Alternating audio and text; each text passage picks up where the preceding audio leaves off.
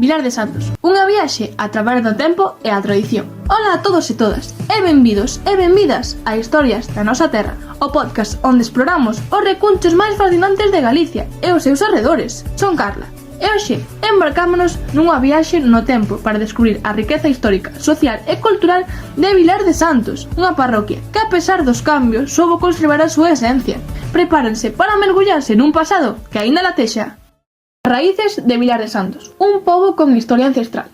Para entender Vilar de Santos, debemos remontarnos ás súas orixes máis antigas, a un tempo onde os ecos dos nosos devanceiros resoan con forza. Esta parroquia, ao igual que os povos de Vilar de Santos, Vilar de Mármara e Castro de la Mosa, comparten unha historia de poboamento que se estende ata a Idade Antiga. Imaginade por un momento unha comunidade que viviu apegada de Roma, cos seus camiños e os seus marcos miliarios que aínda hoxe podemos contemplar. A antiga Vía Braga, que pasaba por Astorga, cruzaba esta zona.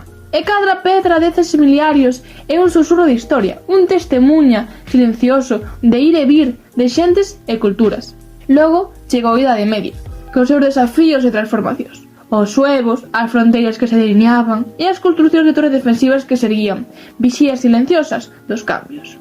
Pero tamén foi o tempo da fe, da Igrexa, que, paseniño, foi gañando poder coa creación de mosteiros como o de Ciranova e Oseira, lugares onde o saber e a espiritualidade floreceron, deixando un legado que aínda nos define. E aquí un dato curioso: sabías que Vilar de Santos, tal e como coñecemos hoxe, non se constituíu como parroquia ata o ano 1836? Antes diso, era parte das antiguas feligresias de Vilar e Parada, un recordatorio de como a identidade e a organización territorial foron forxándose co paso dos séculos. Museo de Vilar de Santos, un tesouro da vida tradicional. O noso camiño lévanos agora a un lugar máxico, un espazo que agarda a alma de Vilar de Santos, o seu museo, situado nunha antiga casa reitoral. Este museo é moito máis que un conxunto de obxectos, é un testemunho vivo, un fío invisible que nos conecta coas xeracións que nos precederon. Conta con 6 salas, e cada unha delas é unha fiestra aberta a un aspecto da vida dos nosos devanceiros. Permítame guialos, sala por sala, para que poden sentir a esencia de cada unha. A sala do liño. Aquí casi podemos escoitar o chear da madeira do arado, o murmurio do gando. Esta sala transportanos directamente ao corazón da economía rural. Vemos as ferramentas, sentimos o esforzo. É un espazo privado, onde a vida cotía se fundía co traballo. Unha vitrina de cristal permite casi tocar o pasado, ver a evolución daquelas tarefas que foron o sustento de tantas familias. Que pensarían os nosos avós se viran hoxe este liño convertido en museo? Sala da descargación. O tempo non é lineal, e aquí a historia preséntasenos en capas. Falamos de xeografía, de medio ambiente, da idade das persoas e da sociedade que se construía. Esta sala convídanos a reflexionar sobre os grandes acontecementos e os pequenos detalles que moldearon a comunidade. Cada mapa, cada documento é unha parte do creba-cabezas da nosa identidade. Sala de distancia. Aquí a realidade golpea con forza, pero tamén a resiliencia. Durante séculos, a maioría da poboación rural eran labregos, xornaleiros, criadas, persoas en terra propia, que traballaban para señores ou cregos. Nesa antiga casa reitoral, a mesma que hoxe alberga o museo, gardábanse as colleitas que o campesiño debía entregar. É a casa máis rica do pobo, e a súa arquitectura impoñente fala por si soa dunha xerarquía, pero tamén da laboriosidade e a fortaleza do pobo. Imaginen a vida daquelas mulleres e homes, o seu día a día de esforzo e esperanza. Está a sala do canón. Aquí, o canón do payaso, ese sistema de pagamento de cotas, desvéranos as complexas relacións económicas e sociais. O reparto de terras, a xestión da man de obra para as tarefas comunais e, por suposto, o gando. O gando era moito máis que os animais.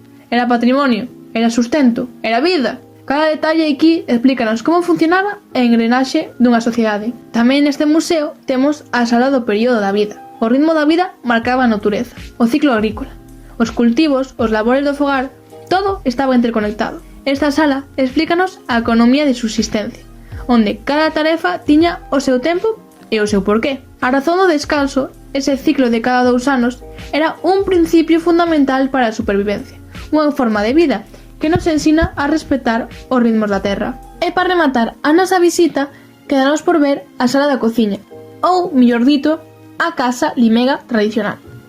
Entramos no corazón do fogar. Aquí o cheiro ao lume de leña, o son da auga na pota e a calor do fogar. Esta sala é unha réplica da vivenda tradicional galega. cos seus espazos anexos, o seu palleiro, os cercos onde se guardaban os produtos.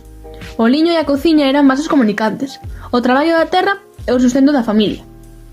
É unha sala que nos fai sentir como é a vida diaria, esas conversas ao redor do lume e esas historias contadas entre xeracións. A vida en Vilar de Santos, un reflexo dos tempos. A vida en Vilar de Santos, como en moitos outras zonas rurais de Galicia, estivo marcada por cambios e desafíos. A principios do século XX, as guerras, a escaseza de recursos e a sombra da emigración comenzaron a ser unha realidade. As primeiras décadas do século XX foron duras, anos de escaseza e traballo duro, pero tamén de solidariedade. E despois, 1936, a Guerra Civil. Galicia queda en mans do bando nacional e a vida vese militarizada. As quintas de mozos, antes unha tradición, convértese nun lugar de reclutamento forzoso, onde a xente moza era enviada a loitar. A posguerra e a longa ditadura franquista non fixeron máis que endurecer a situación, impoñendo o racionamento e o extraperlo. Esa venda ilegal de produtos, unha vía de supervivencia ante a escaseza. Que non se nos esqueza que a historia dos nosos avós foi tamén unha historia de loita e adaptación. Pero Vilar de Santos tamén é exemplo de resiliencia e enxeño. A historia do cultivo do liño na comarca, por exemplo, móstranos a súa inmensa importancia social e económica ata o século XIX. As boas condicións climáticas e a abundante man de obra convertérono nun elemento clave para o autoabastecemento.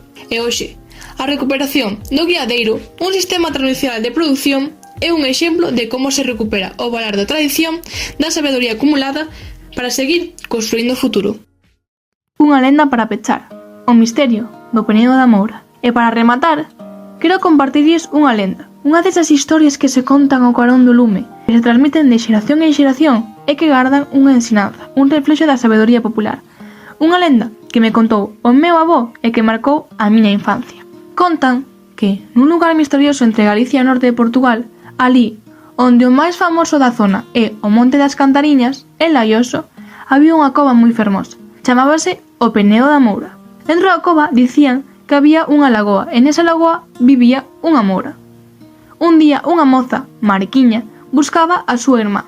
Ela achegouse á cova e atopou ali a moura. Pediulle axuda e ela, sorprendida pola visión, aceptou. A moura, con voz suave, ofreceuse a axudala, pero ao rematar, nada do que prometera sucedeu. A moura deulle unhas moedas, a cambio de que ela non contase nada do sucedido. Mariquiña, desilusionada, volveu á súa casa e contoulle a súa nai as últimas escapadas á montaña. A nai, preocupada, díxolle que non volvería ir. Pero a verdade é que a Mariquiña volveuse a escapar. E nunha destas escapadas, ao monte non regresou. A nai, na súa busca, atopou unha voz na cova que lle dicía: a Mariquiña, por lengoreteira, está na miña barriga con pan e manteiga. Esta é unha lenda que nos fala da bondade, da espera e quizáis dos misterios que agardan escondidos nos nosos montes. A mensaxe de Vilar de Santos. E con esta mestura de historia viva, de silencio e lenda, chegamos ao final do noso episodio de hoxe. Vilar de Santos non é só un conxunto de edificios e historias antigas, é un espello de nós mesmos, un testemunho da forza da identidade, da sabedoría dos nosos devanceiros e, sobre todo, da importancia de cuidar o noso patrimonio. Porque, ao final, as raíces son as que nos sosteñen e coñecer o noso pasado é a mellor forma de construir un futuro con fundamento. Agardamos que este viaxe por Vilar de Santos lles deixase unha fonda impresión e convidamos a seguir descubrindo con nós a riqueza cultural da nosa terra. Non esquezan que as mellores historias son as que agardan por ser escoitadas.